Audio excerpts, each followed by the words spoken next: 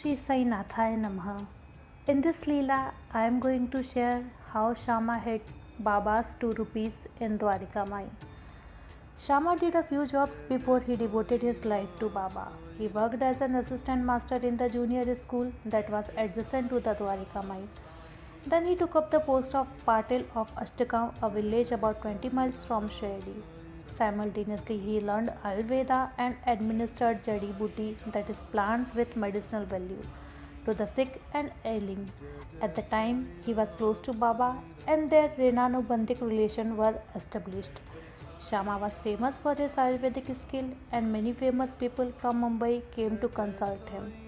Interestingly, he did not go to any school to learn Ayurveda. He read various books and was self-taught. Being astute, he watched Baba give the devotees herbs and poultices and learned how to administer them. Armed with this knowledge, he treated cases that other doctors had given up. They came to him from far and wide. Whenever he gave or administered medicines, he never failed to mix a little uddi in the medicines, and only after taking Baba's name would he start the treatment. How then could he fail? The house in Shirdi belonged to Shama, and that was where he lived till Baba's Mahasamadhi. In Neemgaon, the Deshpandes were Vatandas, that is, tax collectors, and had vast acres of land. They also received some income from the post. Nasik, Sinnar, and Kopargaon paid some amount of money collected from taxes. Shama, however, lost his income because he stayed at Baba's side all the time and had no time to practice Ayurveda. Baba distributed vast amounts of money on daily basis, about 4 to 500 rupees a day. He would give Tatya, Ramchandra and Baija Patil money every day. Some devotees received an income from Baba. Shama, however, did not receive any money from Baba. One day Shama said, Deva, people say you are compassionate and caring, as you give the devotees whatever they want.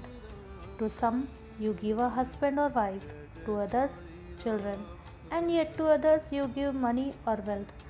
While I am at your feet all the time, yet you give me not a pie.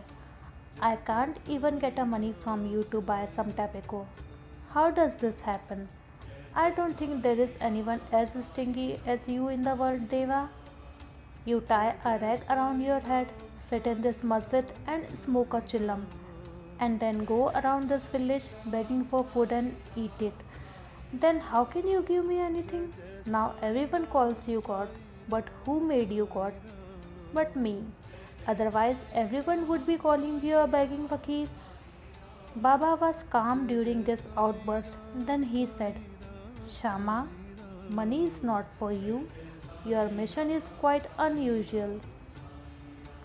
On the other hand, Baba sent many of his orthodox devotees to have their meals with Shama. So Shama was rather poor in this worldly sense, but Baba gave him spiritual gifts that were invaluable. Baba often gave him religious books, pothis, and Shama read and reread them with great zeal. Thus he collected spiritual wealth. Before Baba's Mahasamadhi, he had a quite collection of books. He was able to explain and expound the intricate verses therein at ease.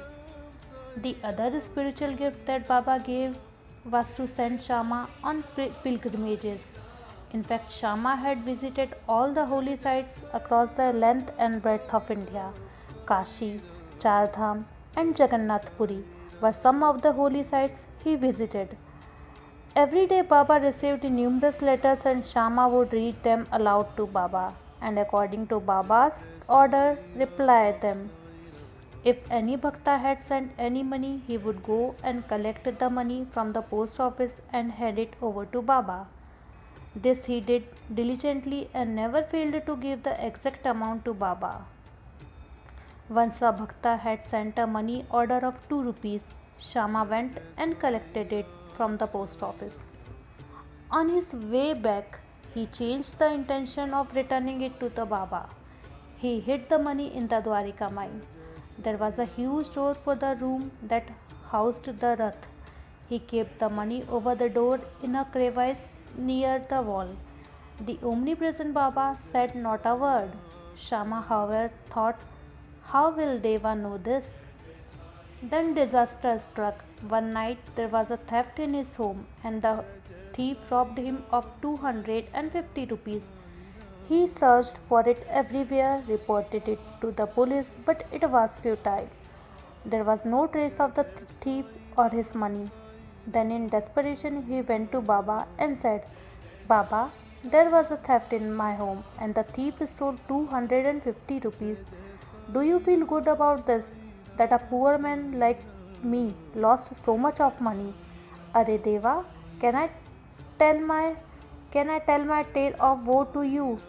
But Baba calmly heard what he had to say and said, Are Shamya, what is the matter? Because there was a theft and you lost money, you come to me with your complaint.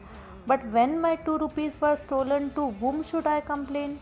Shama understood the meaning of Baba's word, but continued, Are Deva, so you caused this robbery to happen. You are great because your 2 rupees were stolen. You caused 250 rupees to be stolen from a poor man like me. What kind of punishment is this? I lost 250 rupees while you lost only 2 rupees. What kind of justice is this? Baba said. The value of 250 rupees for a poor man like you has the same value of 2 rupees for a fakir like me. Om Sai Ram. This Leela has taken from Sai Leela magazine Ank 5, year 17, 1940. Om Sai Ram. Om Sai Ram. Baba bless all of your devotees.